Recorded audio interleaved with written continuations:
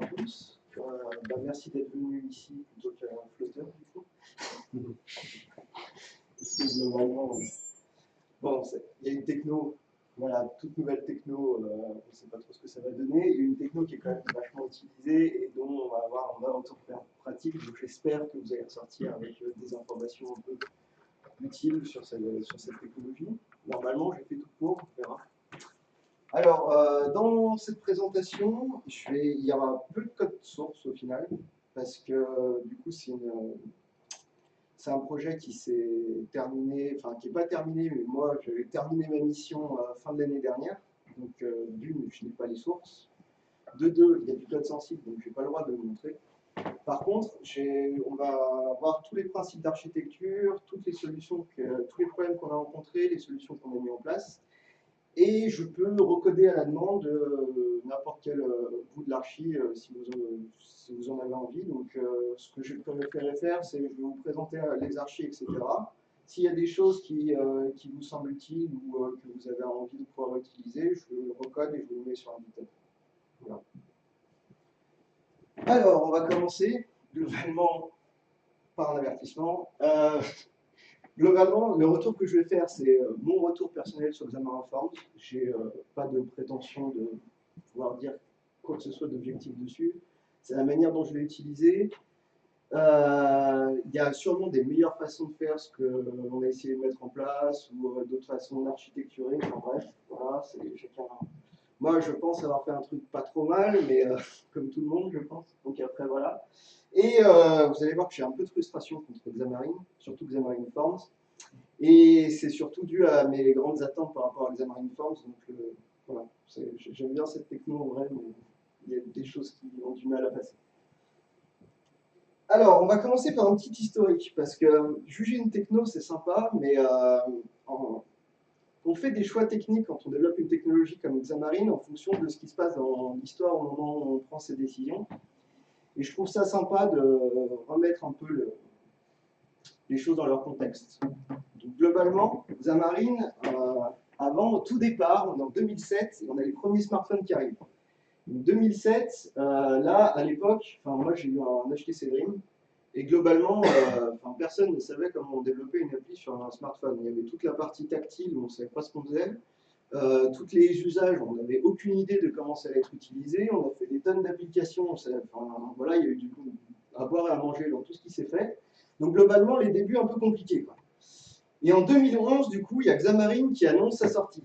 Donc là, on a l'entreprise qui se crée, un début. Et du coup, là, on est quand même 4 ans plus tard. On a l'iPhone 4S, on a le Samsung Galaxy S2. Donc là, on est quand même on commence à savoir ce qu'on va mettre dans des applis quand même mobiles. On a quand même les premiers bonnes pratiques UI et UX qui arrivent. On est plutôt pas mal. Donc là, on peut commencer à factoriser. Et du coup, Xamarin arrive en disant, potentiellement, vous allez retrouver un écosystème Microsoft sur mobile. Et vous allez pouvoir avoir du vrai code que vous allez pouvoir partager entre les OS. Donc c'était une super promesse. Donc à partir de là, forcément, j'entends Microsoft, j'entends mobile, donc je jette un coup d'œil. On arrive en 2013 avec le Xamarin 2.0 qui sort, qui pour moi est la première version vraiment utilisable de Xamarin. Où là, du coup, voilà, on a Galaxy S4, iPhone 5S, et pour resituer un petit peu, parce qu'en général, comme on change souvent de téléphone, voilà, ça donne un peu l'idée du contexte de l'époque. Du coup, Xamarin 2, c'était quoi la promesse de l'époque? C'était ça. Donc la philosophie, c'était quoi? C'était de dire, dans un premier temps, on va faire le partage de tout ce qui est back, enfin back, entre guillemets. Dans une application mobile, ça a un peu de sens, mais de toute la partie métier, de tout ce qui va être interfaçage avec les périphériques, etc. Et que toute la partie UI reste propre au device. Par contre, on l'écrit en .NET. Et ça, déjà, à l'époque, je trouvais ça vraiment sympa. Donc là, on a quand même encore du spécifique par plateforme, mais on peut commencer à factoriser pas mal de choses. En 2014, il y a Xamarin Forms qui sort, en même temps qu'Ionic. Et là, clairement, il y a eu une guerre moi je le vois comme ça, il y a eu une guerre de choix techniques. Il y a eu deux choix techniques différents, parce que Xamarin Forms, lui, s'est basé en gros, ce qui s'est passé, c'est qu'entre iPhone et Android, on avait encore à l'époque pas mal de chartes graphiques et d'UX un peu différents, notamment sur tout ce qui était contrôle, etc. Et moi, Xamarin Forms a fait le choix de se dire, on prend les contrôles natifs qu'on va wrapper dans un espèce de wrapper en commun qui va nous permettre de pouvoir beaucoup plus facilement récupérer des contrôles, des futurs contrôles d'Android et d'iOS et de pouvoir avoir beaucoup plus facilement quelque chose à mettre en place sur tout ce qui pouvait être nouveauté. Tandis que Ionic, lui, a pris le parti pris de dire on développe sur une page web, globalement en local, c'est un web host. Et donc, du coup, on est sur un écran qui est totalement factorisé, custom, un seul design. Voilà. Alors que Xamarin Forms, du coup, avec sa technique, a la possibilité d'adapter son design à chaque plateforme et d'avoir, du coup, un rendu qui était propre à chaque plateforme. Et à l'époque, en 2014, on avait quand même pas mal de différences dans les applications entre Android et iOS, et c'était pas forcément une si mauvaise idée que ça, quoi. Après, du coup, je vous remets un peu la philosophie de Xamarin Forms. Donc, du coup, en plus du bac, du pseudo-bac dont on a parlé, du coup, là, avec Xamarin Forms, globalement, on pouvait factoriser en plus tout ce qui était layout, tout ce qui était page, tout ce qui était navigation entre les pages, etc. Il ne nous restait que la partie composants qu'on devait potentiellement refaire en natif ou adapter, et un peu de design spécifique à droite à gauche pour pouvoir avoir un rendu qui nous plaise sur chaque plateforme. Ça, c'était la promesse de Xamarin Forms.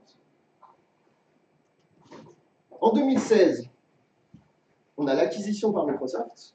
Alors là, du coup, moi qui suivais depuis Xamarin depuis un moment, je me suis dit, bon, ça y est, acquisition Microsoft, on va avoir une armée de développeurs qui vont pouvoir bosser dessus, on va avoir un rendu de qualité.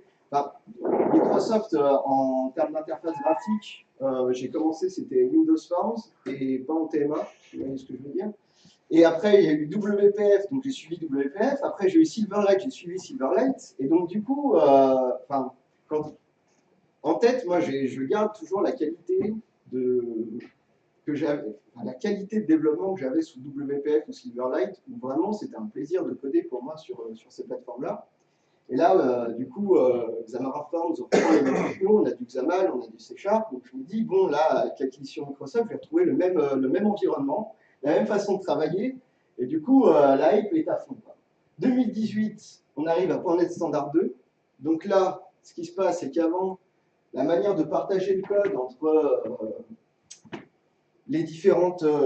la manière de partager le code entre les différentes plateformes, c'était par des projets. Alors il y avait du PCL, il y avait plusieurs technos, mais globalement, c'était encore assez compliqué de partager le code parce que potentiellement, c'était pas exactement les mêmes interfaces de partout. Et si on voulait faire un code partagé entre, par exemple, le back-office, le mobile, pour tout ce qui était client, web service ou ce genre de choses, c'était quand même assez compliqué. Alors qu'avec .NET Standard 2, là, on se retrouve avec une uniformisation du .NET. On a une même API de partout, ça fonctionne. Et ça se fait en je crée un projet, je compile et ça marche. Et ça, en tant que client Microsoft, j'adore. Donc là, je me suis dit, bon, Xamarin, je l'avais testé un peu chez moi, mais globalement, c'est le moment, il faut se lancer, je vais trouver un projet, je vais voir ce que ça donne pour de vrai dans un vrai contexte. Donc on arrive sur le projet. Alors là, je ne peux pas citer le nom, etc. Tout ce que je peux vous dire, c'est que c'est dans le secteur de l'énergie. Je vais essayer de vous situer un peu l'application, le contexte d'utilisation. Et globalement, bon, une appli de gestion, ça reste une appli de gestion, donc on devrait retrouver des concepts, peu importe le contexte. Donc en gros, c'est une application pour gérer des interventions pour des techniciens. Donc les techniciens vont avoir cette application pour leur permettre de faire quoi, de voir leur journée de travail, de voir tout ce qu'ils ont à faire comme intervention, de pouvoir se rendre sur une intervention, de pouvoir réaliser l'intervention, consulter le détail, potentiellement interagir avec du matériel spécifique pour réaliser cette intervention, remplir un compte-rendu de l'intervention, l'envoyer du coup, et s'il y a des changements de planning, recevoir ces changements en temps réel. Voilà, globalement, l'application fait ça. Les contraintes, c'est quoi? C'est que, du coup, pour faire cette application, on a besoin de deux versions de cette application. On a une application full et une application light. Pourquoi? Parce qu'en gros, on va avoir cette application qui va se décliner sur un périphérique qui va servir à principalement discuter avec des périphériques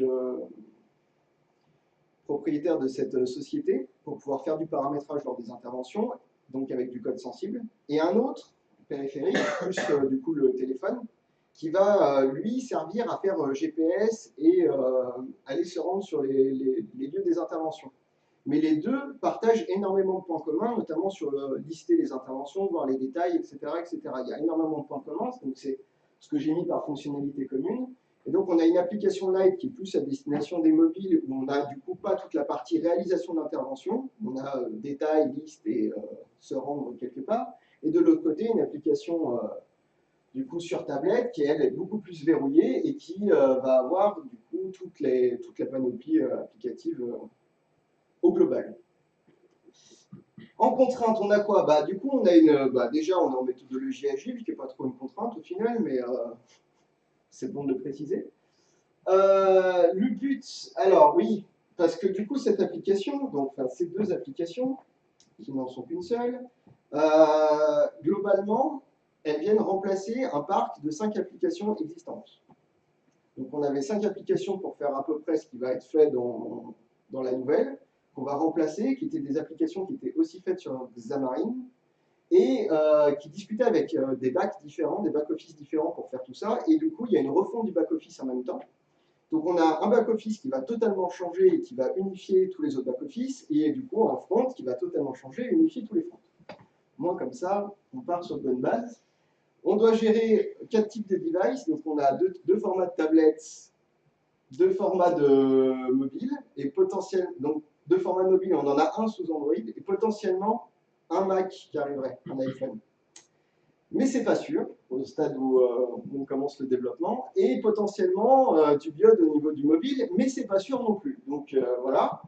Ensuite, APN public-privé, ça c'est en gros c'est le fait que la tablette qui discute avec le matos qui est spécifique à cette entreprise ne peut pas être sur Internet. Donc ils ont un accord avec les opérateurs mobiles pour avoir un réseau privé sur mobile. Donc ils ont une espèce de VPN pour eux, fourni par l'opérateur mobile. Donc c'est des tablettes qui ne sortent pas vers l'extérieur et qui du coup ont des contraintes un peu plus spécifiques, notamment elles sont noxées, elles sont verrouillées, etc. Il y a énormément de problèmes de verrouillage et de sécurisation des tablettes qui potentiellement posent problème après dans le développement. Mais on a la possibilité de fonctionner sans réseau parce qu'il y a beaucoup d'interventions qui vont se faire dans des endroits où globalement il n'y a pas de réseau. Donc il faut que l'application puisse fonctionner hors réseau, donc avoir du stockage local, et qui puisse du coup envoyer les informations qu'elle a envoyées, pas forcément en temps réel, il faut qu'elle puisse les stocker, les envoyer quand il y a du réseau, etc., etc. Donc maintenant qu'on a toutes les contraintes, on va voir l'architecture qui a été mise en place. Donc du coup, partant du principe qu'on avait des fonctionnalités communes et qu'on avait globalement deux applications, on a donc. Tiens, comment on fait pour planter avec ce truc-là? Voilà, comme ça. Donc on a les deux applications qui sont là. Ce qu'on s'est dit, c'est que globalement, donc comme on doit fonctionner en mode hors connecté, etc., il va falloir stocker des données en local, forcément. Donc on a une base locale qui est en SQLite. On a la communication avec les périphériques voilà, de la société et on a de la communication avec des web services pour aller discuter avec le serveur, récupérer des informations, en envoyer. Donc toute la communication avec ces briques-là va être gérée par des modules qu'on va appeler des domaines et qui vont porter du coup une fonctionnalité métier. Par exemple, la liste des interventions va être un domaine, et dans ce domaine-là, on va avoir de la communication avec du local, etc., qui vont exposer ces services-là à destination d'autres modules qui s'appellent des bundles, et qui sont du coup plus un package de pages et de layout, etc., qui, eux, vont être après dynamiquement intégrés dans les applications ici, en faisant du register de modules. Donc du coup, on va avoir une application totalement modulaire et au final, on va choisir les modules qu'on met là-dedans et qu'on met là-dedans et du coup, on va se retrouver à la compilation, avoir quelque chose où on n'a aucun code sécurisé qui est sur l'application destinée aux appareils publics et on a sur les appareils privés une réutilisation de tous les modules au même endroit. Donc architecture modulaire qui est permise par Prism, du coup, qui est Toolkit MVVM. Et Prism a pas mal été utile sur ce projet parce que d'une, on a donc plusieurs trucs intéressants. On a un event aggregator, on verra comment il a été utilisé, mais en gros, c'est un système de messagerie qui permet de faire transiter des messages, de s'abonner à des messages et d'envoyer des messages. On a un système de navigation par URL, et ça c'est super intéressant quand on est application modulaire, parce que du coup, on va pouvoir enregistrer des pages comme étant des noms, des chaînes de caractères, et on va pouvoir faire des slash, donc ma page 1, slash ma page 2, slash ma page 3, comme si on était sur du web, et ça va nous permettre du coup de pouvoir naviguer d'un bundle à un autre, juste en indiquant le nom de la page qui est dans le bundle suivant. Par exemple, je suis dans mon bundle de liste, je vais aller sur mon détail, je vais faire naviguer vers détail, et automatiquement, c'est Prism qui va savoir que détail, en fait, ça correspond à la page qui est dans le bundle 2 et appeler la bonne page. Et donc, du coup, c'est Prism qui va nous faire le lien entre les différents modules. Bon, il nous gère aussi le cycle de vie, il nous surcouche un peu la version de contrôle pour pouvoir bénéficier de tout ce qui va être register de page, justement, pour la navigation par URL, etc. Donc, grâce à ça, on va pouvoir avoir des modules bundle qui vont pouvoir communiquer entre eux par des liens faibles qui sont juste des URL, des alias, et on va pouvoir du coup construire toute une application en naviguant de page en page, un peu comme si on était sur un site internet au final. Alors, globalement, on va commencer par, je vais essayer de remonter les couches et de vous expliquer un peu comment ça s'est construit et quelles ont été les problématiques qu'on a rencontrées. Alors, les domaines. Globalement, un domaine, ça se construit comme ça. Donc, c'est un gros module dans lequel on a une base, donc la base SQLite, on a ce qu'on a appelé Entity, c'est le reflet .NET des tables de SQLite. On a du coup tout ce qui va être accès l'access layer, donc tout ce qui va être DAO, etc., accès aux données, qui est auto-généré par du T4. Donc, T4, c'est une technologie Microsoft qu'on retrouve dans Visual Studio qui permet de faire de la génération de code C# à la volée, un peu comme par exemple le Razor dans SPMDC pour générer de l'HTML. C'est le même principe, mais ça fait du C#. Donc vous pouvez ajouter ça depuis Visual Studio, vous ajoutez un T4 template, vous tapez votre template, vous faites CTRL-S, il le génère, et voilà, ça vous permet de faire du code C# à la volée un peu. Et donc du coup, ces T4 consomment en gros les entities qui sont là et génèrent automatiquement les méthodes de DAO spécifiques, enfin, classiques, get, list, save, etc. Enfin, tous les trucs proprement classiques. On génère du coup ces classes en partial pour pouvoir les enrichir à côté. Et donc du coup, on a un socle à peu près autogénéré qui nous permet d'avoir les fonctionnalités de base. On a après toute la partie service qui discute avec les composants spécifiques, les matériels spécifiques. On a une partie API ici, donc avec des Swagger, on va autogénérer, j'en parle un peu plus tard. Mais pareil, on va générer des clients pour discuter avec le web service à partir des Swagger.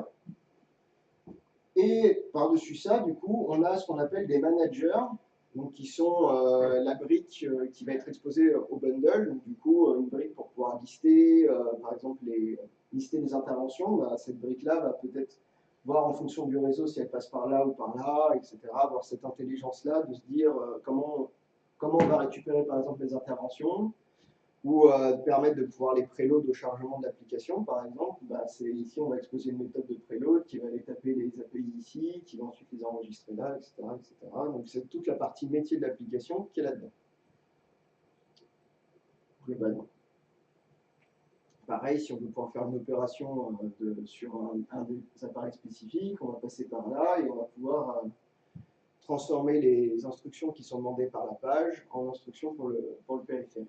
Et donc, du coup, la communication ici est unifiée à travers du coup, des business objects, que j'ai appelé modèle ici. Donc, voilà, c'est un modèle de données qui permet d'unifier un peu tout ce qu'on a là, dans un truc unifié. Une intervention qui sort d'ici, ça peut être une intervention qui vient du web, comme une intervention qui vient de la base de données. Voilà, ça va être le même objet qui va pouvoir être manipulé.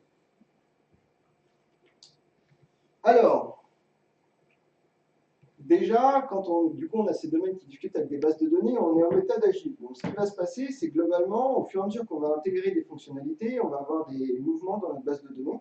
on va avoir des schémas qui vont changer, forcément, des tables où on va rajouter des champs, ça c'est pas le plus grave, on va avoir des champs qui vont disparaître, on va avoir des tables qui vont s'éclater en plusieurs tables, on va avoir, enfin voilà, le projet va vivre. Et donc du coup, il faut pouvoir gérer une migration des données de manière itérative entre chaque version qu'on va pouvoir publier. Donc on a une migration de données à mettre en place. Alors la migration, comme on a décidé de la mettre en place, bah, c'est globalement assez simplement, on a au lancement de l'application, on va regarder quelle est la version du package Android installé ou iOS installé. Avec cette version-là, on va la comparer avec la version qu'on a en base de données pour voir s'il y a delta. S'il y a delta, on va récupérer des scripts de migration en interrogeant tous les modules domaine pour récupérer tous les scripts de base de données indexés par version. Donc, dans chaque domaine, on a un dossier script avec un sous-dossier qui est le numéro de version. Dedans, on a tous les scripts SQL pour migrer vers cette version-là. Ensuite, on va calculer l'ordre des scripts. Donc, on va récupérer tous ces scripts avec de la version A à la version B. Donc, par exemple, si la personne ne met pas à jour son application et qu'elle passe de la version 1 à la version 3, on va récupérer toutes les versions intermédiaires, récupérer tous ces scripts-là. On va les récupérer pour chaque module. Comme les modules, on les a ordonnés d'un point de vue dépendance métier, on sait quel script on doit jouer en premier, quel module doit être mis à jour en premier, et on va dérouler comme ça le module 1 version 2, module 2 version 2, module 3 version 2, hop, module 1 version 3, et comme ça on arrive à la dernière version stable à chaque fois, automatiquement. Donc pour faire, on calcule l'ordre, après on ouvre une grosse transaction, on exécute tous les scripts, on applique le changement de version, on ferme la transaction, et en cas de problème lors de la migration, eh ben, on ne peut pas lancer l'application et on a un peu pensé, il va falloir appeler le helpdesk. Mais en général, voilà, il y a quand même des tests qui sont faits pour savoir si ça va passer ou pas. Et le premier point, du coup, sur lequel on a commencé à galérer, c'est que SQLite ne gère pas l'exécution de scripts. C'est-à-dire qu'il est incapable, on ne peut pas lui passer un script SQL, il joue le script SQL. On peut lui passer des commandes, mais c'est tout.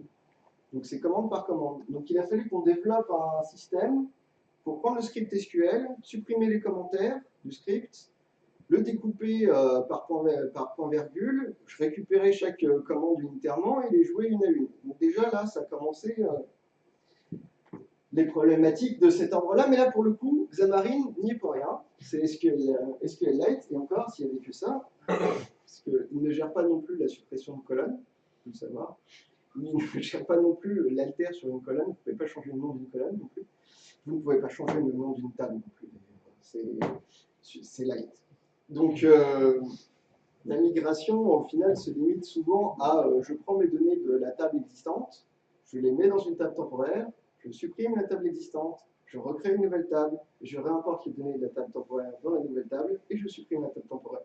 Ce qui est assez fastidieux pour un changement de nom de colonne, par exemple, c'est sympathique. Donc voilà, donc ça c'était pour la migration de base de données. Ensuite, pour le côté web service, on a utilisé du coup NSWAG. Donc, je ne sais pas si vous connaissez, mais si vous ne connaissez pas, ça vaut vraiment le coup de regarder. NSWAG, du coup, ce qu'il fait, c'est vous installer un package NuGet. Vous avez du coup la possibilité de mettre une ligne de commande dans les directives de précompilation de votre projet. Et avec cette ligne de commande, vous allez pouvoir lui passer un Swagger et lui paramétrer ce que vous voulez comme génération, avec tout un tas de paramètres sur est-ce que vous avez besoin qu'il mette une base class, est-ce que vous avez besoin que vous puissiez customiser l'HTTP client qui va être utilisé, etc. Enfin, il y a énormément d'options sur la manière dont il va générer le code. Et ensuite, vous lui donnez à manger un Swagger, et à chaque compilation, il vous fera le C# qui va bien pour le Swagger qui est dedans. Donc ça, c'est super intéressant. Parce que du coup, il suffit de mettre dans un dossier le Swagger du serveur qui est appelé, et automatiquement, à chaque compilation, il est régénéré. Et du coup, ça permet quand on a des développeurs débutants, d'éviter qu'il écrase du code généré parce qu'il se rend compte direct à la compile que son code est disparu. Et de deux, ça permet de facilement mettre à jour. Du coup, dès qu'il y a une modification serveur, on récupère le Swagger, on le met dans la solution. Alors, on peut le télécharger en ligne, mais je le déconseille parce que potentiellement, on peut développer sans connexion Internet. Il vaut mieux toujours le rapatrier. Donc, on pose le Swagger, on régénère, et voilà, on a on a le nouveau client et on a automatiquement du coup toutes les erreurs de compile qui correspondent à toutes les deltas qui ont été posées par la nouvelle version du serveur ou les nouvelles méthodes qui sont implémentées. Bon, ça c'était pas mal, mais dans l'environnement dans lequel on était, on a eu besoin de paramétrer un dual SSL. Alors, le dual SSL, c'est quand donc, vous avez la connexion HTTP, vous avez la connexion avec SSL où le serveur a un certificat, donc du coup vous allez faire un échange crypté avec ce serveur-là, et en dual SSL, le serveur a un certificat, le client a un certificat, chacun vérifie qu'il se connaît bien, et si tout le monde se connaît bien, on arrive à discuter. Et il y a énormément de façons de faire le dual SSL, et le paramétrage qui a été choisi pour ce dual SSL-là est un peu ésotérique. Il répond aux normes, mais il n'est clairement pas dans les normes courantes. Donc du coup, c'était un petit challenge. Alors ce qui s'est passé, c'est que j'ai essayé de le faire en .NET standard, et qu'en .NET standard, ça marche nickel sur du .NET Core ou du framework classique, 4.7 par exemple, mais sous Xamarin, j'ai eu un not implemented. Et ça a commencé à me faire poser des questions parce que, d'accord, support de .NET Standard 2, d'accord, mais visiblement, il y a quelques parties où on a coupé un peu court. Après, je les excuse parce que globalement, la partie dual SSL, c'est une partie qui est compliquée à implémenter, qui utilise énormément de parties natives, et notamment pour tout ce qui va être comment dire, authentification des certificats, etc. On utilise des fois du spécifique du processeur pour le faire, donc potentiellement, c'est quelque chose d'assez bas niveau. Et que, bon, ils n'ont peut-être pas pu l'implémenter. Toujours est-il qu'après, du coup, on a développé ce dual SSL en natif, on l'a encapsulé dans un pseudo HTTP client, et on a pu le réutiliser dans une swag ni vu ni connu. Donc ça donne le petit schéma qu'on a à droite. Donc du coup, on a nos API qui vont discuter. Donc les API qui sont autogénérées par OneSwag, qui vont utiliser du coup l'HTTP client. Et l'HTTP client ensuite on l'a hooké pour au lieu d'appeler directement les fonctions Microsoft, va être redirigé sur notre natif. Et notre natif va gérer soit du simple SSL, soit du dual SSL, parce que bien sûr, dans l'environnement dans lequel on était, on a des API qui sont dual SSL, et on a des API qui sont simple SSL. Il faut pouvoir gérer les deux. Après, du coup, comme on est sur la communication web service, donc on y est, du coup, il fallait mettre l'authentification en place de l'utilisateur. Donc là, on avait deux modes d'authentification différents. On avait un mode SSO via Chrome à mettre en place. On avait un mode en direct. Donc on discute avec l'application, on envoie un login mot de passe globalement. Voilà. Et un mode SSO dont on n'avait pas encore le détail des spécifications techniques parce qu'il était censé arriver plus tard. Tout ce qu'on savait, c'est que du coup, ce mode d'authentification devait être déclenché obligatoirement sur une erreur serveur. C'est-à-dire qu'on devait commencer par appeler le serveur. Il était hors de question qu'on puisse se loguer au démarrage de l'application. Et c'est pas bête. On verra, mais globalement, on ne peut pas du coup se connecter à l'application au démarrage. On n'a pas d'écran de login au démarrage de l'application parce que comme on doit être en dehors du réseau et potentiellement on n'a pas de réseau, s'il redémarre son application, on ne pouvait pas le bloquer sur un écran de login où on ne pouvait pas s'assurer de l'authentifier. Donc, il y a tout un système de cache et de cache de session utilisateur qui est utilisé pour pouvoir garantir que quand il redémarre son application, on arrive à globalement le reloguer automatiquement s'il n'y a pas de réseau. Et donc, du coup, il pouvait tout faire à condition que dès qu'il y a un appel réseau quelque part qui était obligatoire pour récupérer des informations qu'il n'avait pas, etc., on allait interroger le serveur. S'il n'était pas connecté, on allait se recevoir une de ces trois erreurs-là, globalement, qui allait nous dire que la personne n'était pas connectée ou que son token avait expiré, ce qui arrive aussi, puisque la personne peut très bien s'être connectée, 18 heures plus tard, allumer son téléphone, faire une action et du coup on appelle le serveur. Et donc à partir de là, on déclenchait le login.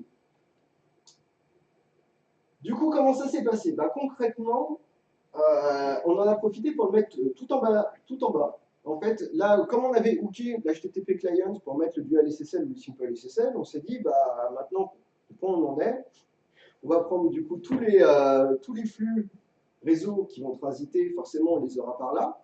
Et de là, on va pouvoir identifier du coup quoi faire si on a un 401, un 403, etc.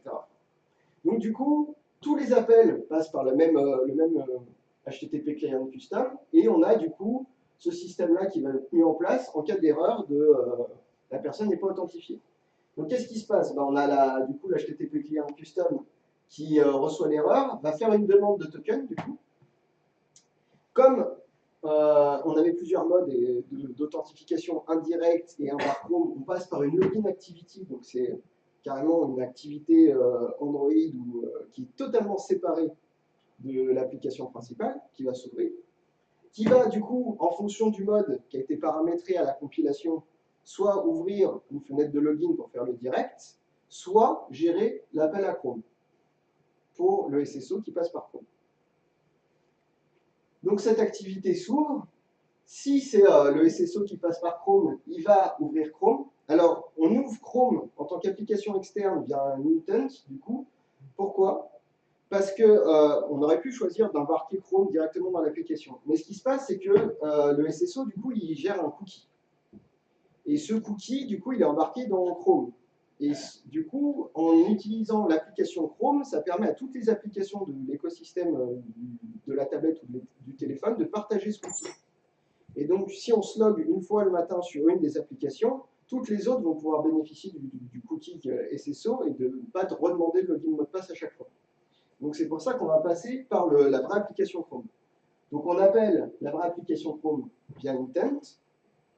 Chrome s'ouvre, la personne saisit son login mot de passe, ça négocie avec le serveur. Bon, il se trouve qu'il a le bon login mot de passe, il a les droits. Ça redirige du coup sur une page dans Chrome. Il se trouve que la redirection, du coup, est sur une URL particulière, et cette URL correspond à un item qu'on a greffé dans notre application sur la login activity. Donc en gros, il redirige sur une URL typiquement monapplication.com, slash c'est bon, le login est fait, et nous, on va capter cette URL comme étant l'URL, enfin, notre application propose d'ouvrir cette URL. Donc, automatiquement, Android va nous rediriger sur notre application. Au même titre que quand vous cliquez sur votre Google Maps dans Chrome, il vous redirige sur l'application Maps. Ça fonctionne de la même manière. Et donc, on se retrouve rappelé ici avec les informations de token qui sont dans l'URL. Donc, on va parser tout ça.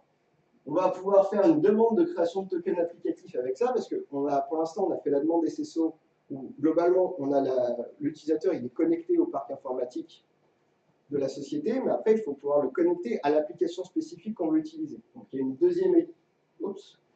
deuxième étape de création de token.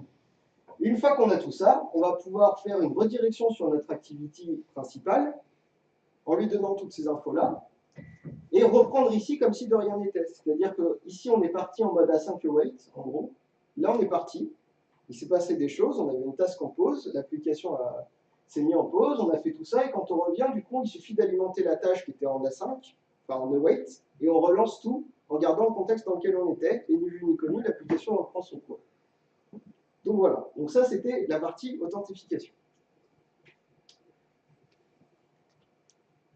On a après, derrière, la consolidation des comptes rendus. Alors, ce qui se passe, c'est que la personne, du coup, peut faire réaliser son intervention.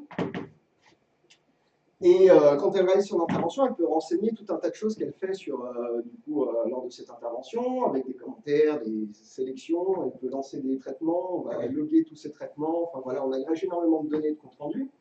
Et il faut que ces comptes rendus, du coup, soient envoyés au serveur pour être stocké et informer aussi que l'utilisateur a réalisé son intervention. Le problème, c'est que le compte rendu va utiliser plusieurs modules de domaine. Parce que ces domaines-là, du coup, par exemple, typiquement, on a des domaines par type de périphérique. Il se peut que notre intervention concerne plusieurs types de périphériques. Donc, il va falloir récupérer les différentes données de tous ces domaines en même temps pour consolider un rapport. Il faut qu'on l'envoie le plus proche du temps réel. Donc, dès qu'on peut, on l'envoie. Mais on doit pouvoir prendre en compte le fait qu'on est hors réseau aussi. Et il faut que le tout soit totalement transparent pour l'utilisateur. Donc là, globalement, ce qu'on s'est dit, c'est que le plus simple, ce serait un service d'arrière-plan. Pourquoi? Parce que potentiellement, on avait espoir de pouvoir détacher cette partie de synchronisation totalement de l'application et le faire tourner en arrière-plan sous Android, par exemple, et de pouvoir, du coup, même si l'utilisateur ferme l'application en elle-même, continuer de synchroniser les comptes rendus sans qu'il s'en rende compte, sans qu'il ait besoin de redémarrer l'application. Parce que potentiellement, lui, il ne va pas se rendre compte qu'il a des informations qui sont en attente.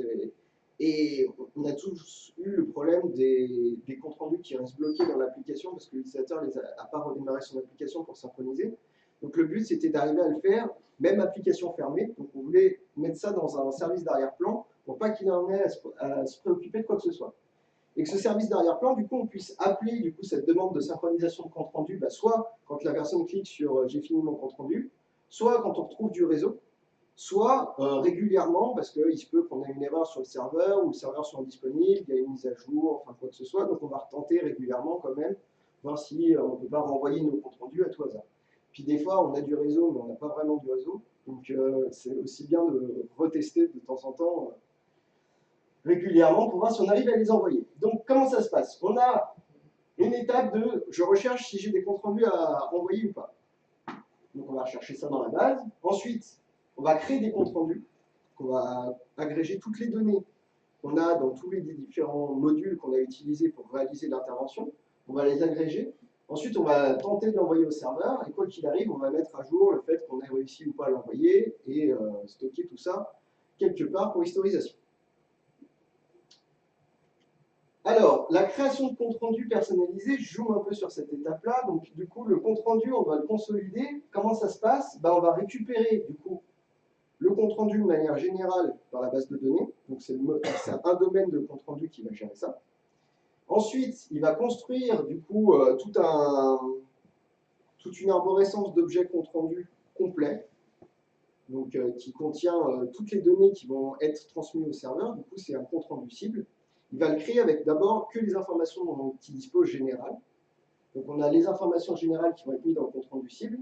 Ensuite, on va utiliser l'event aggregator de Prism, qui va nous permettre d'envoyer des messages et de pouvoir du coup avoir des gens qui s'abonnent à ces messages sans qu'on les connaisse à l'avance. Donc du coup, ce qu'on va faire, c'est qu'on va envoyer un message en disant j'ai besoin de consolider un compte rendu. On va envoyer le compte rendu dans ce message-là, et tous les modules qui peuvent du coup avoir des informations disponibles pour un compte rendu vont s'abonner à ce message-là, vont filtrer en fonction du type de compte rendu et de certains nombres de règles de gestion pour savoir si c'est un compte rendu pour eux ou pas. Et en fonction de ça, vont pouvoir aller récupérer du coup leurs informations en base de données ici, alimenter le compte rendu détaillé et le rebalancer en disant c'est bon, j'ai fini mon travail, module suivant globalement. Donc du coup, ce qui va se passer, c'est que ici, on va envoyer une bouteille à la mer avec un compte rendu à moitié finalisé. Les modules qui peuvent alimenter son compte rendu avec des informations sont abonnés sur cette bouteille à la mer, le reçoivent, récupèrent en base leur partie, agrègent tout ça dans le compte rendu détaillé et l'envoient en disant c'est bon, j'ai fini de remplir ma partie. Je vous passe le fait que du coup l'event aggregator Prism ne gérait pas la 5 await, mais globalement on a réussi. Et ensuite derrière, du coup, on peut enfin synchroniser sur l'étape de fin de consolidation. Quand on sait que tous les modules ont fini de traiter ce qu'ils avaient à remplir, on a un module consolidé, un compte rendu consolidé qu'on va pouvoir envoyer au serveur. Du coup, service d'arrière-plan, le problématique qu'on a rencontré, c'est là où on va commencer. On a impossible de débugger le service d'arrière-plan. C'est-à-dire que le service d'arrière-plan tourne dans un process à part dans Android. Visual Studio est incapable de s'abonner à l'application et au service d'arrière-plan. Donc vous vous retrouvez à débugger à l'ancienne avec des logs. Point barre. Deuxième point, SQLite ne gère pas l'accès concurrent de base. Donc là, j'ai un service d'arrière-plan et une application principale qui tape dans la même base de données. Il ne gère pas l'accès concurrent, donc il va falloir qu'on mette en place un espèce de lock-unlock pour arriver à gérer le fait que l'application principale et le service d'arrière-plan arrivent à communiquer. Donc globalement, on avait trois solutions pour mettre ça en place. On avait soit, on disait, on prend tous les appels base de données, on les met dans le service d'arrière-plan, l'application appelle systématiquement le service d'arrière-plan pour récupérer des informations, ça va nous faire une espèce de gros back, enfin, un espèce de gros accès aux données qui serait dans le service d'arrière-plan, tout est concentré là-bas, et comme ça, tous nos appels sont au même endroit, on n'a pas besoin de se prendre la tête sur la synchronisation d'appels, enfin, le log d'appel base de données entre l'application principale et le service d'arrière-plan. Soit on faisait ça, soit on mettait tout dans l'application principale, et puis tant pis pour le fait de pouvoir rappeler, etc. Régulièrement, on aurait dû mettre on pouvait mettre un timer dans l'application principale, et fusionner tout ça dans une même appli et abandonner le service d'arrière-plan, mais le problème de ça, c'est que d'une, on ne séparait pas super bien le code entre ce qui allait servir à la synchro et l'application en elle-même.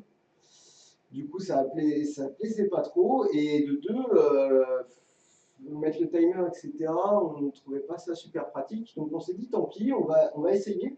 On va essayer de faire le lock and lock et on va utiliser un principe qui s'appelle le principe de l'enveloppe T, parce que globalement, ce qui se passe sur Android, c'est que votre service d'arrière-plan peut être appelé par l'application principale, mais le service d'arrière-plan ne peut pas appeler l'application principale.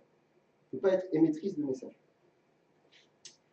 Et comme on avait besoin que ce soit le service d'arrière-plan qui demande à l'application principale d'arrêter d'utiliser la base de données, il a fallu qu'on inverse l'ordre, et du coup on est passé par ce qu'on appelle du coup l'enveloppe T, c'est-à-dire qu'au lancement de l'application envoie un message au service d'arrière-plan en lui disant, voilà, ça c'est, tu peux loquer, il suffit que tu répondes à ce message-là, et quand tu réponds à ce message-là, moi j'arrête de travailler sur la base de données.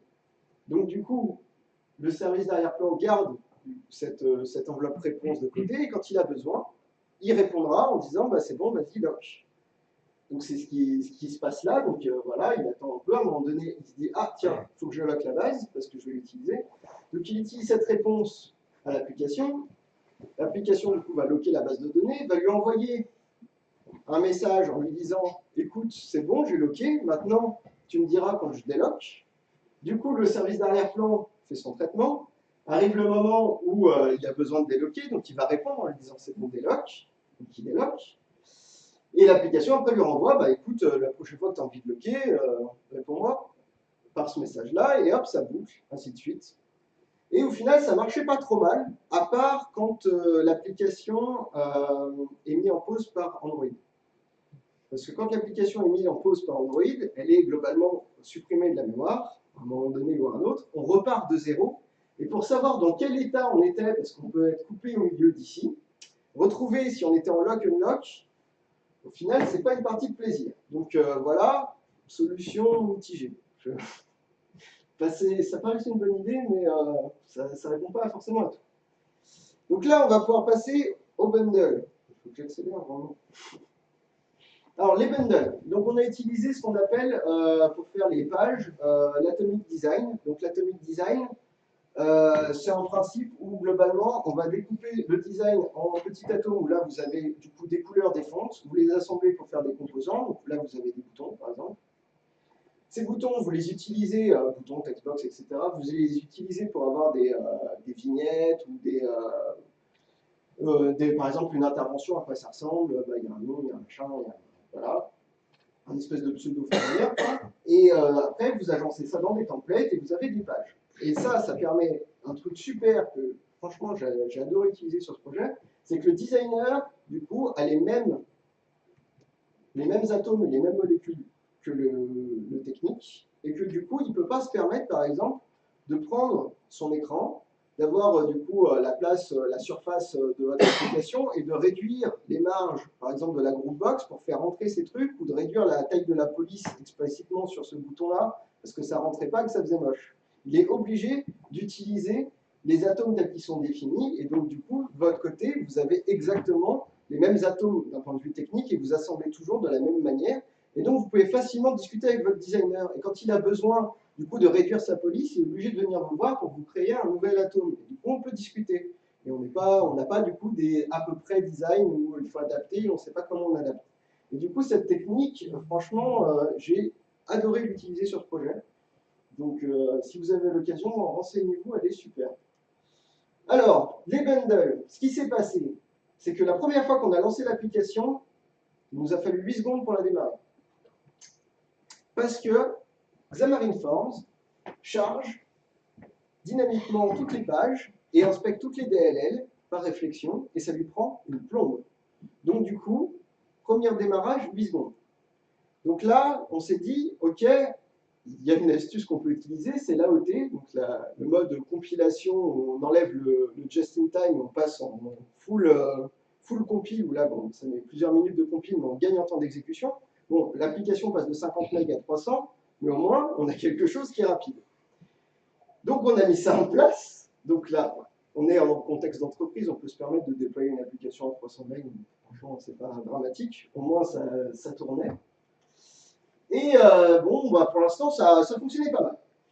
Ensuite, pour tout ce qui va être iconographie, on s'est dit qu'on allait utiliser Iconize. Donc Iconize, il se base sur, en fait, sur une police de caractères, un fichier TTF.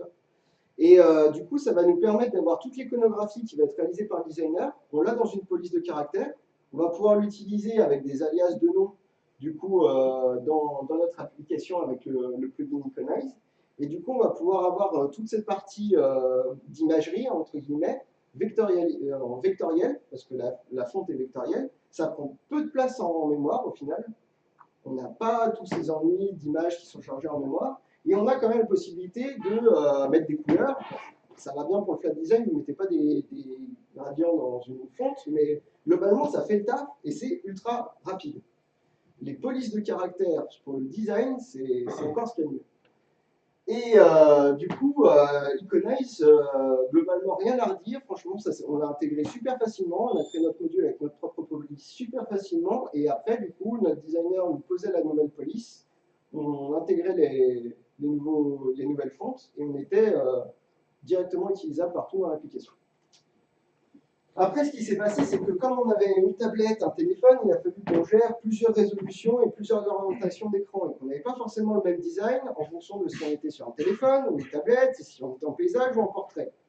Donc, globalement, ce qu'on avait mis en place, c'est une espèce de gestion de skin où, du coup, on a sur les content page ou les content view, donc soit sur un élément de la page ou soit sur toute la page, on va pouvoir, du coup, spécifier en fait un template de page qui est une content view, qui va porter le nom de la page, l'orientation, donc on avait le choix entre paysage, portrait ou n'importe. Ensuite, la résolution de l'écran en width 8. Et du coup, automatiquement, en fonction de. L'application va choisir le meilleur skin en fonction de sa taille et de son orientation au plus proche. Donc on avait mis ça en place. Ça marchait bien, mais le problème, c'est qu'on ne peut pas factoriser super bien quand on a un gros formulaire, on va être obligé de dupliquer ce formulaire en fonction de l'orientation portrait paysage parce que le layout est un peu différent et c'est bien, mais globalement, ça nous fait faire plusieurs fois le même code, même s'il est un peu différent, c'est pas super pratique. Donc finalement, on s'est dit, on va essayer d'utiliser un layout un peu intelligent pour essayer de faire ça. Alors, on a essayé le flex layout. Je n'ai toujours pas compris comment ça marchait. Je suis désolé. Je n'arrive pas à le faire. Je comprends globalement la doc, mais je n'arrive pas à le faire rentrer dans un cas d'utilisation réel. Ça ne marche jamais.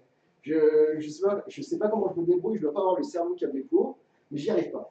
Donc du coup, on a développé des tonnes de layouts custom. Donc là, point positif, on peut développer des layouts custom. Donc on en a fait plein, qui s'adaptent en fonction de la résolution, etc. On a essayé de faire des trucs qui correspondaient un peu aux contraintes qu'on avait de design. Ça marchait plutôt pas mal. Et du coup, maintenant qu'on a ces layouts, il fallait qu'on utilise des composants pour afficher des trucs à un moment donné, donc des labels, des textbox, etc. Donc là, première déception. J'ai tout ça et tout, je commence à faire mon écran. La textbox, il n'y a pas de propriété read-only. On est en 3.4. En dernière nouvelle, quand je sors de l'application, et toujours pas de read-only. Et à un moment donné, je ne comprends pas comment c'est possible. Mais bon, bref, il y a le label, le measure wrapping qui est faux en fonction du conteneur. C'est-à-dire que vous le mettez dans un stack layout ou une grid, il ne se calcule pas de la même manière et potentiellement c'est faux. Donc ça, c'est un truc qui m'a rendu fou. J'étais obligé d'encapsuler des labels parce que, en gros, il calcule plutôt bien la première fois, mais c'est le refresh. Si vous changez le texte, le recalcul est faux. Si vous êtes dans une grid ou dans un stack layout, c'est pas le même recalcul. Faites le test, vous verrez, il y a des comportements ultra bizarres.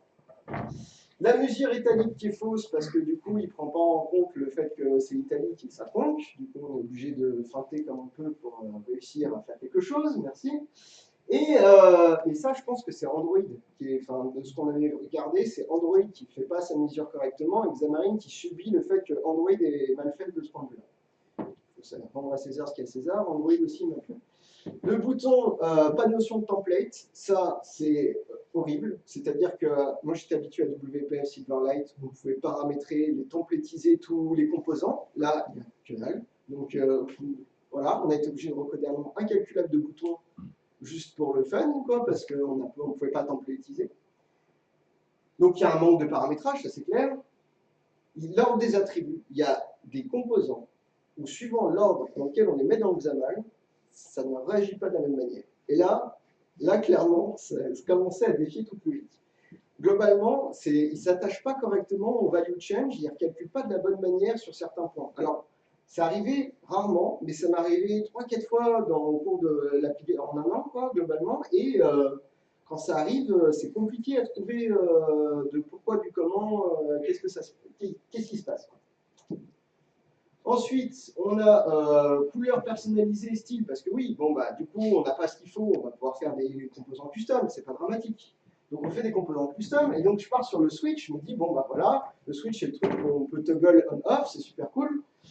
Je regarde les propriétés qu'on a, bon, on a une propriété onColor pour changer le petit rond qui est dans le switch, quand il est activé, super. J'ai une propriété de background, super.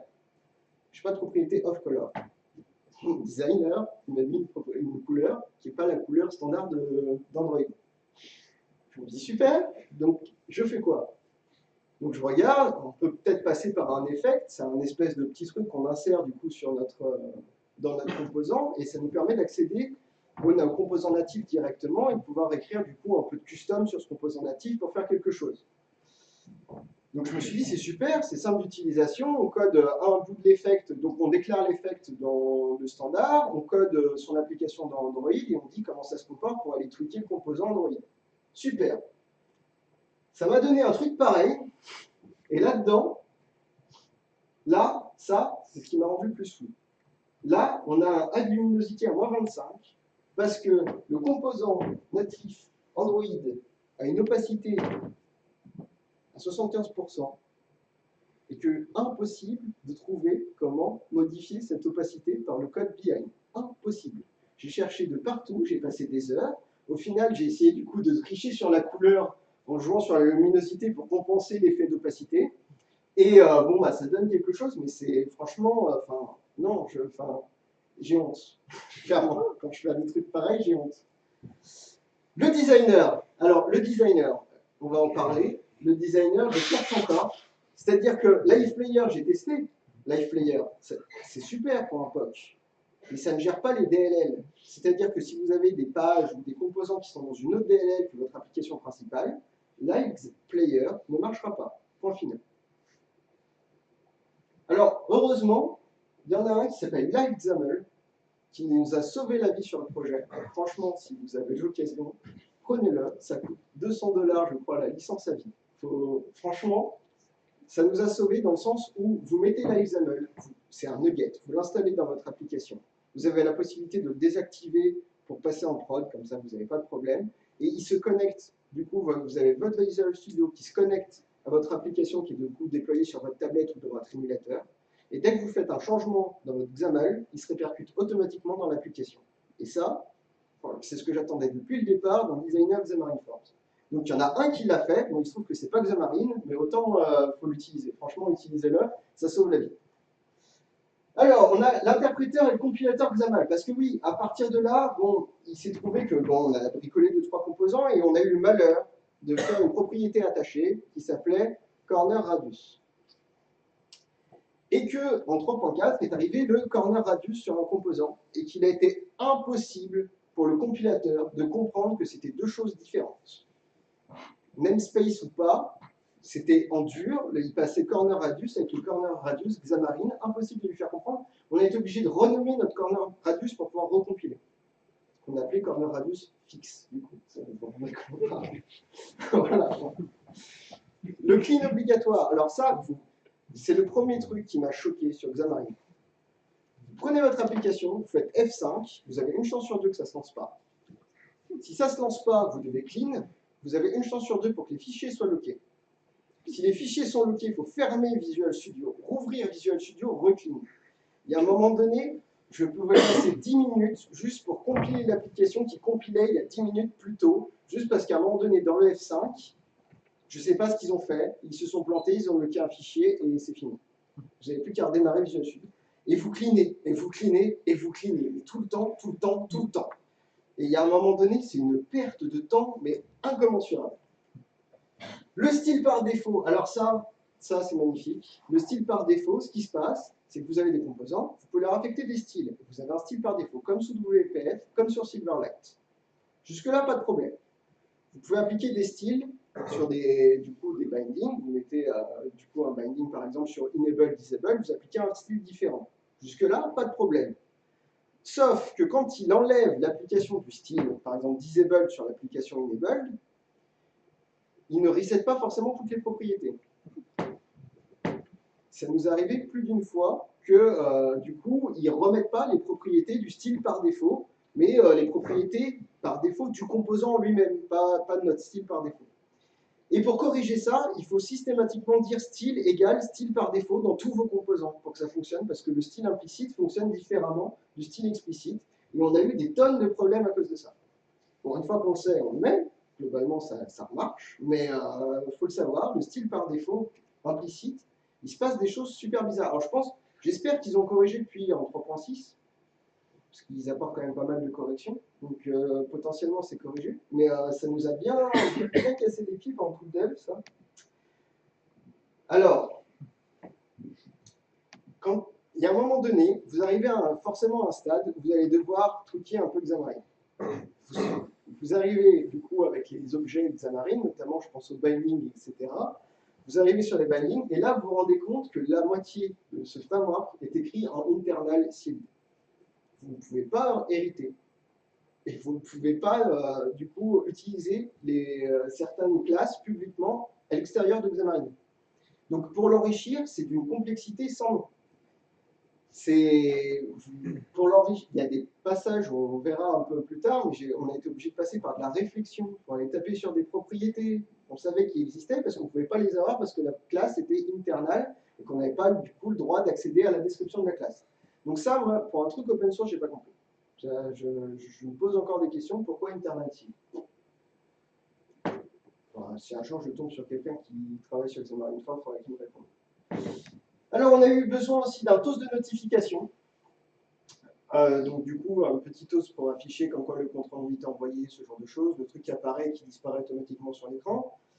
Bon, on utilise le toast standard. Jusque-là, ça va. On a deux modes, court, long. Bon, il se trouve que nous, on avait des pavés de 3 km de long de texte à afficher et que court, long, ça n'allait pas. Il nous fallait un temps custom pour que ça reste un peu plus longtemps.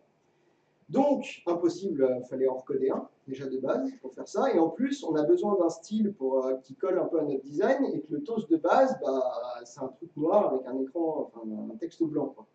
Donc on a été obligé de recoder tout un toast, et d'arriver à avoir un toast en plus templatisable en Xamarin pour pouvoir du coup utiliser Iconize pour mettre des icônes, ce genre de choses, quoi. Pas tout recoder en natif, tout ce qu'on avait fait précédemment, du coup pour utiliser nos labels, nos boutons, etc. On s'est amusé à avoir un toast templatisable. Il n'y a personne qui a fait ça dans la salle. Et du coup, bon, quand on a regardé le toast, on aurait pu hériter de choses de Xamarin pour le faire proprement. Mais c'était internalisé, donc on a été obligé de copier-coller des morceaux de Xamarin dans notre projet pour pouvoir les réutiliser en fait. Et ça, globalement, on a été obligé de le faire de temps en temps, et dès qu'on va du coup on va changer augmenter de version de Xamarin potentiellement, c'est du code qui ne marchera plus.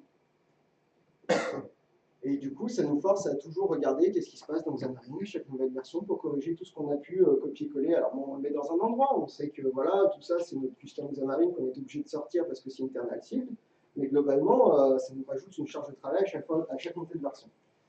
Après, on a eu les pop-up. Bon, les pop-up, bon, ce qui se passe, on a utilisé RG pop-up, framework de base. Bon, RG pop-up, ça marche.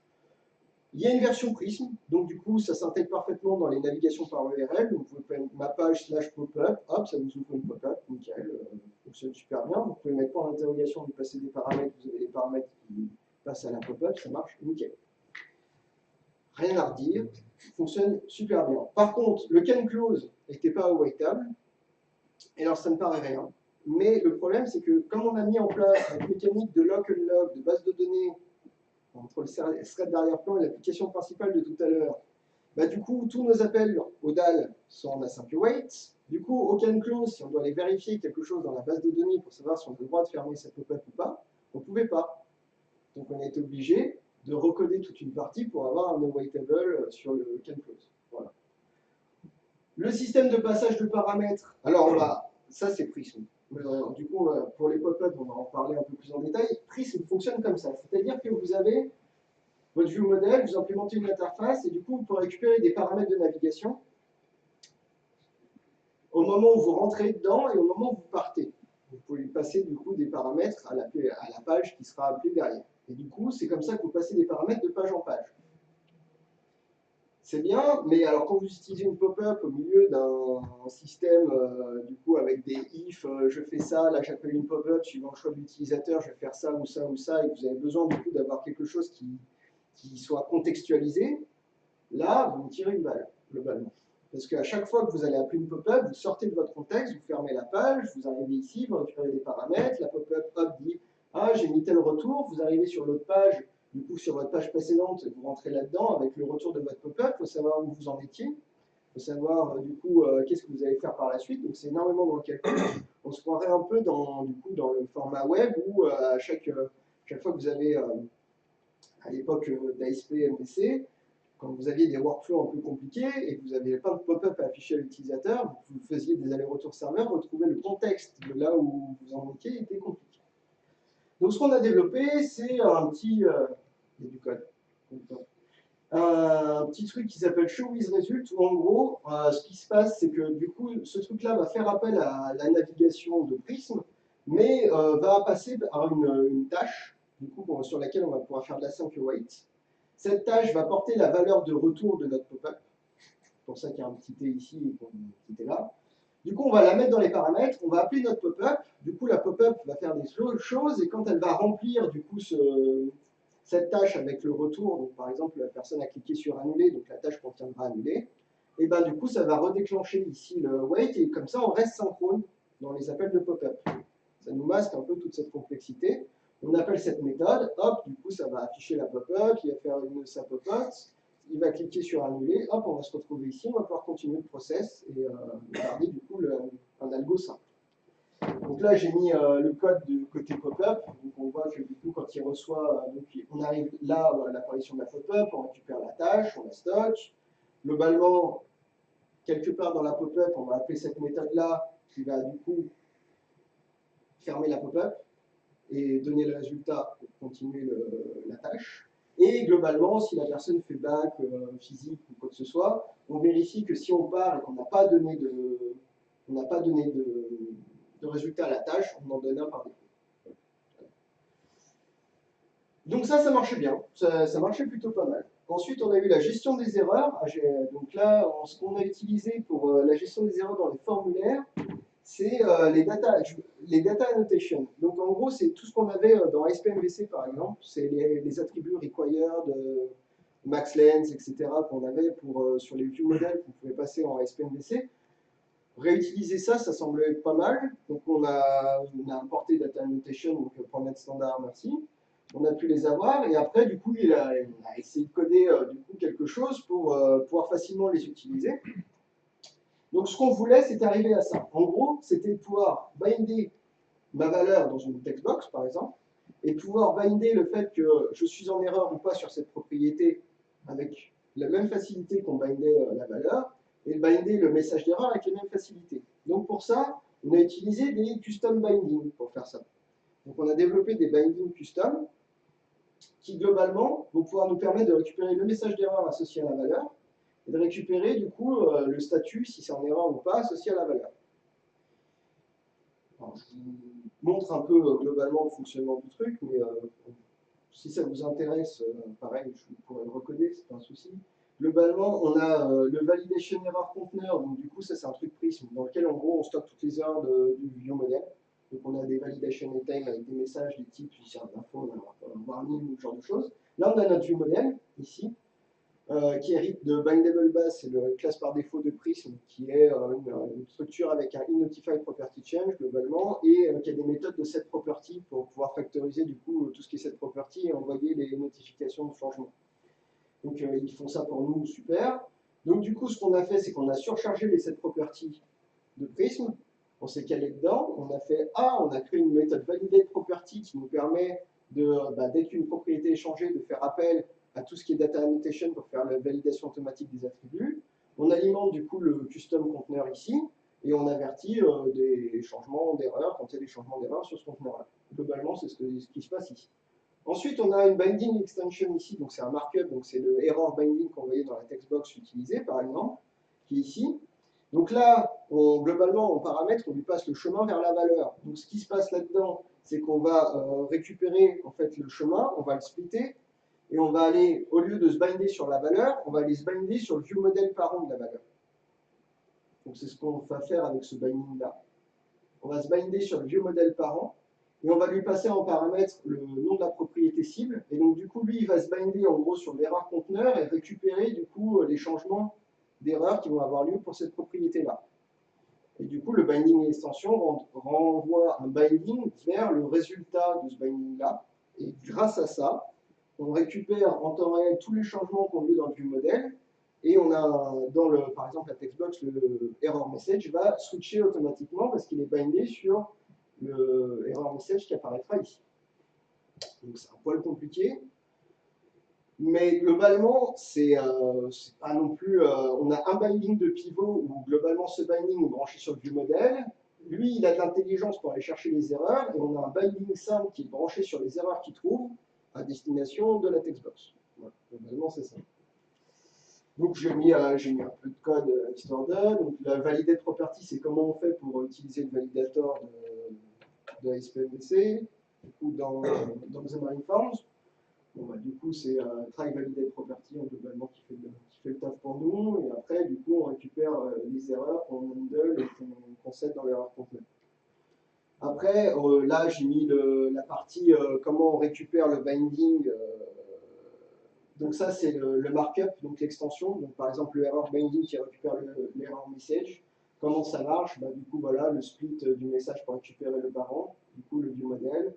La création du binding d'erreur sur le parent, le fait que sur ce binding d'erreur, du coup, on lui donne la propriété cible, et le fait qu'après, on crée le binding sur ce binding-là, sur le résultat qu'il trouve. Voilà. Globalement, le plus chiant, c'est ça, à comprendre, mais après, à utiliser, ça va. Enfin, du coup, on n'a plus qu'un mot-clé à mettre, mais error binding, on se pose pas avec le message d'erreur, on ne se pose pas de question d'aller le chercher à droite, à gauche. On a notre valeur, on sait qu'on bind sur la valeur, on fait error binding, on bind sur l'erreur, on fait is-input valid, on bind sur le statut, et comme ça, l'utilisation est tranquille. Après, là, ce qui se passe, les pages de formulaire, quand vous mettez plein de champs, surtout quand vous avez fait du custom, parce que vous êtes obligé de faire du custom pour adapter vos designs, etc., vous mettez des messages d'erreur qui ne sont pas gérés nativement par la textbox, donc vous rajoutez des labels avec des j'affiche pas en fonction du statut de l'erreur, etc. Vous arrivez avec des formulaires bien remplis, et ce qui se passe, c'est que ça rame, mais un truc de dingue. Et ça rame pourquoi? Parce que Xamarin Forms double tous vos composants en rajoutant un conteneur dessus. Conteneur transparent, mais qui lui permet à lui de resetter du coup les tailles. Parce que ça va avec le deuxième point, c'est que Xamarin Forms refait une passe de layout sur le layout Android. Donc vous avez Android qui layout la page, Xamarin Forms qui layout de son côté, et à la fin, Xamarin écrase les valeurs qui sont données par le layout Android. Donc en termes de perte de perf, on est pas mal. Franchement, deux layouts, déjà, c'est compliqué. Enfin, un, c'est déjà compliqué, mais deux layouts, on est pas mal. Sur un arbre de composants doublé, là, on est au top du top. Donc ils ont développé un truc, ça s'appelle les fast renderers, avec underscore expérimental, et franchement, ça vaut le coup de mettre expérimental, parce que c'est vraiment expérimental, dans le sens où ça marche bien pour le bouton, le label, la textbox par défaut. Dès que vous avez du custom, ça ne marche pas, parce qu'il y a un gros... en gros, ils l'ont fait que pour les composants de base, quelques composants de base pour tester, quoi. Et après, quand vous essayez de l'implémenter pour vous, on n'a jamais réussi à le faire fonctionner avec des animations. Voilà, clairement, c'est ultra compliqué à mettre en place. Moi, j'ai pas réussi à les mettre en place. Donc, globalement, il est obligé de recréer des composants spécifiques pour encapsuler, par exemple, dans la textbox, on va avoir le message d'erreur qui va être intégré dans un composant natif, qui lui sera géré en natif pour réduire un maximum le nombre de composants qu'on aura dans Xamarin Forms pour essayer de faire diminuer, du coup, l'arborescence de composants. On est obligé. Alors, couverture TNR incontrôlable, oui, parce que alors on est passé, on a commencé, on était en alors on était en Xamarin Forms 2.8, je crois, quand on a démarré, et on est arrivé jusqu'au 3.4. Et à un moment donné, ils ont mis à jour le time picker. Donc nous, on l'utilisait, ça marchait très bien, on l'avait dans des pop-up, etc. Impeccable. Ils ont mis à jour, on s'est retrouvé avec des crashs applicatifs dans toutes nos pop-up qui utilisaient le time picker. Mais des crashs, enfin, direct. L'application plantait systématiquement à cause d'un événement qui n'était pas désabonné correctement. Il se trouve que, effectivement, c'était un cas où nous, on était dans une pop-up, la pop-up se fermait en même temps. En fait, le time picker ouvre une espèce de pop-up native pour pouvoir sélectionner. Et si vous faites back à ce moment-là, ça fermait la pop-up en même temps qu'il fermait ça, et là, il était un poil paumé. Donc, je comprends que le développeur n'ait pas pensé forcément à ce cas-là, mais globalement, il y a plein de petits cas comme ça qui font que vous allez systématiquement avoir des petites surprises à chaque mise à jour de Xamarin Forms de ce type-là, où là, on a été obligé on a ouvert un defect chez Xamarin, et le temps qu'il corrige, on a quand même été obligé de truquer le time picker pour pouvoir faire un workaround pour corriger, pour pouvoir livrer. Parce que bien sûr, ça arrivait 2 jours avant la fin de sprint. C'est toujours comme ça. On doit livrer dans 2 jours, on a ça qui pète, on a plus le temps d'écran qui fonctionne, c'est génial. Nous, on se dit, c'est pas grave, on va arriver à Xamarin, mais non, parce qu'on a un autre package qui dépend de la nouvelle version de Xamarin, donc ça voudrait dire enlever le nouveau package, et si on enlève le nouveau package, on ne peut pas livrer la fonctionnalité. Bref, vous êtes obligé à un moment donné d'avancer, et ça, c'est le truc pénible qui fait que vous finissez à 21h tout le temps. Typiquement, c'est ça. Alors, le testing, pas très loin de la fin. Le testing, les tests d'intégration. Alors, ce qui s'est passé, et là, on a pu s'amuser quand même. Ce qu'on voulait faire pour les tests d'intégration, c'était que globalement, on voulait pouvoir tester l'application avec du view model jusqu'à la base de données et pouvoir switcher d'écran via le code. Donc, on avait des TU dont on pouvait se balader dans l'application, enfin des TI du coup, dans lesquels on pouvait se balader dans l'application et tester du view model, faire des saisies, etc. Donc, mis à part le fait qu'on aurait des bindings sur les écrans qui ne marcheraient pas, etc., on était sûr que notre logique métier, elle fonctionne du view model jusqu'à la base de données. Et donc, pour faire ça, on a moqué du coup les web services. Du coup, avec l'outil de génération, c'était assez simple de se faufiler et de pouvoir du coup charger des JSON des fichiers JSON à la place. Donc, on est parti en moquant les web services avec des fichiers JSON. On a initialisé une application sans vue, donc on a fait une fausse application Prism, dans laquelle on a chargé tous nos modules, etc., nos bundles, nos domaines, tout ça. On a fait une vraie fausse application. On a réécrit tout le service de navigation de Prism, du coup, pour ne pas fonctionner avec des pages, mais pour instancier que les view models, puis pour pouvoir utiliser les mêmes fonctionnements par URL, mais en instantiant que des view models. Donc ça, c'était un peu long, mais après ça va. Et à partir de là, du coup, on pouvait se balader dans l'application. Toute l'application était fonctionnelle et on avait du coup les view models qui switchaient dynamiquement dans le code et on pouvait récupérer le view model courant, c'était des valeurs, hop, cliquer sur activer une commande, hop, ça nous est passé sur un autre view model et ainsi de suite, ainsi de suite. Et du coup, on a pu, grâce à ça, tester l'ensemble de l'application. On a pu se faire des jeux de tests, du coup, avec des JSON sur lesquels on avait des vrais cas de test, où on pouvait tester des JSON en erreur, on pouvait tester tout un tas de fonctionnalités du coup sur nos écrans, voir comment faire des processus complets de saisie d'intervention, ce genre de choses. On pouvait tester aussi les cas de synchronicité d'événements, puisque du coup, on avait la possibilité d'activer une commande en async await, donc d'attendre la fin de la commande, ou d'en activer plusieurs en parallèle dans nos tests pour voir qu'est-ce qui se passait dans l'application, si on en traitait plusieurs, etc. On a pu faire des petits trucs comme ça. Et puis, alors ça, j'ai pas eu le temps de le mettre en place, mais je l'avais mis en place dans ma mission précédente sur une toute autre techno, c'est qu'une fois qu'on a ça, globalement, on peut tracer toutes les actions utilisateurs dans un fichier de log. Donc, il suffit de surcharger tous les composants, mais comme on les a pratiquement tous refaits, c'est assez facile. Du coup, on a les clics du bouton, etc. Donc, on peut on a toutes les commandes, donc on peut hériter toutes les commandes d'une seule commande de base qui log du coup la date et l'heure à laquelle elle est activée, avec le paramètre d'activation s'il y en a un. Et vous pouvez après stocker aussi tous les JSON serveurs, du coup des échanges serveurs dans un dossier par exemple. Et vous pouvez, avec une tablette tweakée comme ça en mode développement, vous pouvez enregistrer des scénarios de test. Vous avez les date time qui vont vous dire, voilà, il a cliqué ici à 10h03.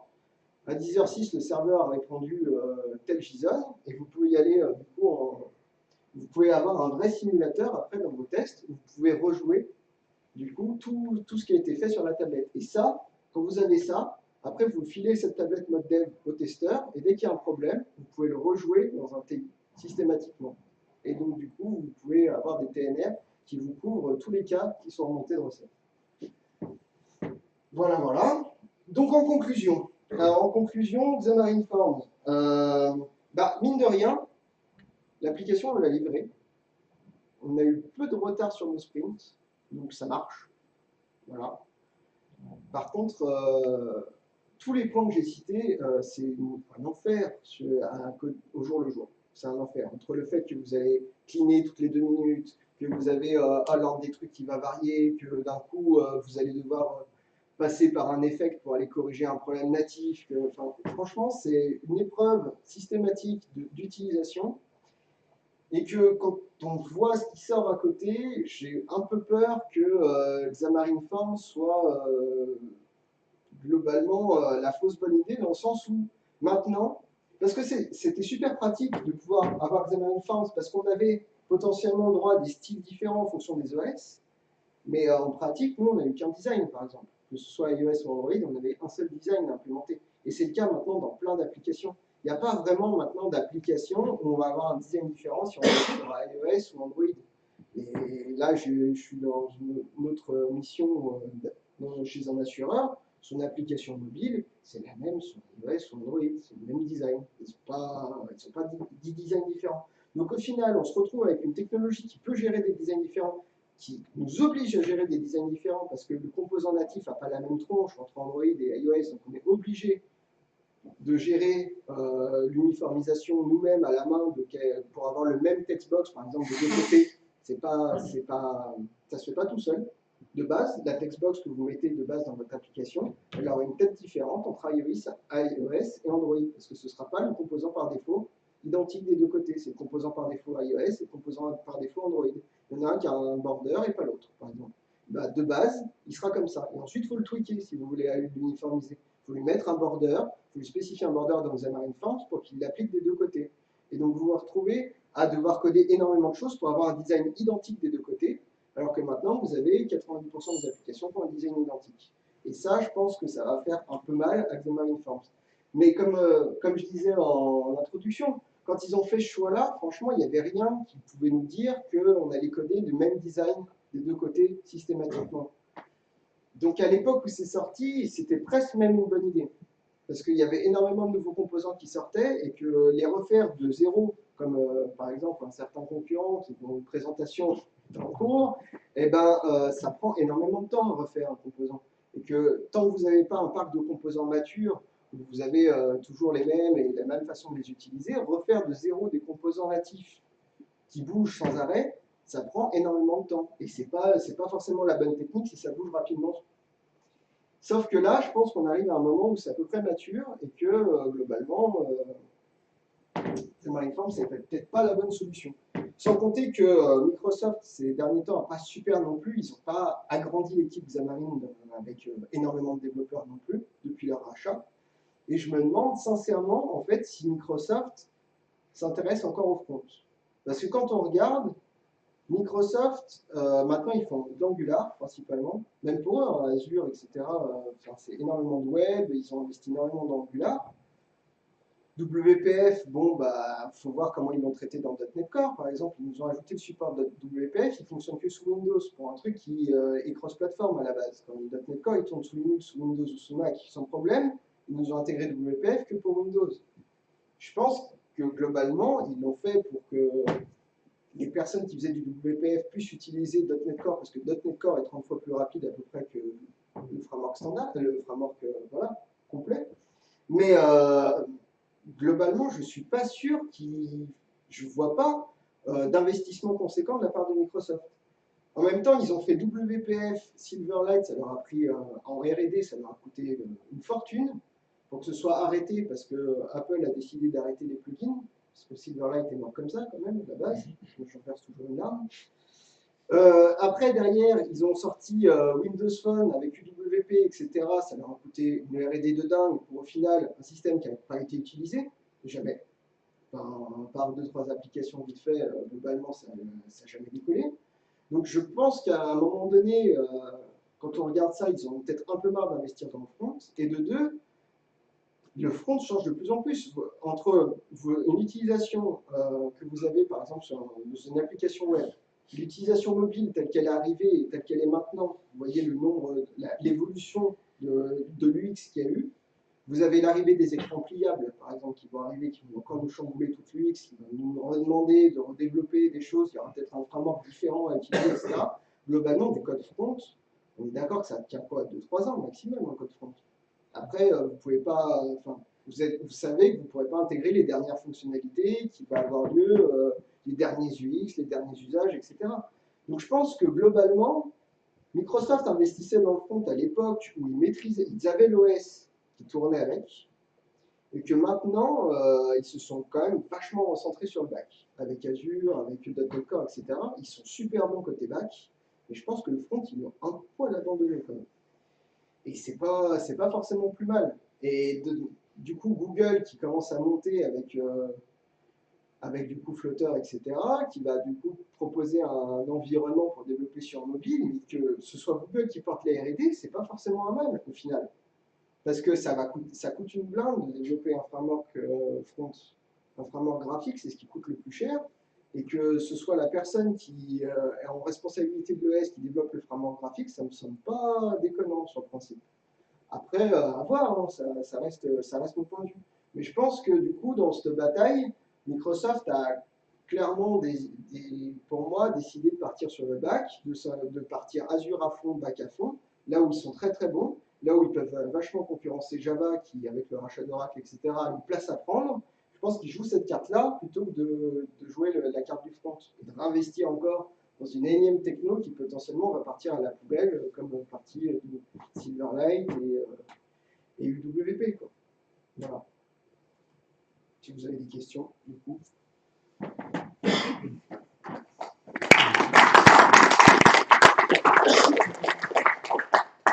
Vu l'heure pour les questions, on va peut-être monter à l'apéro. Et puis, on continue si ça vous va.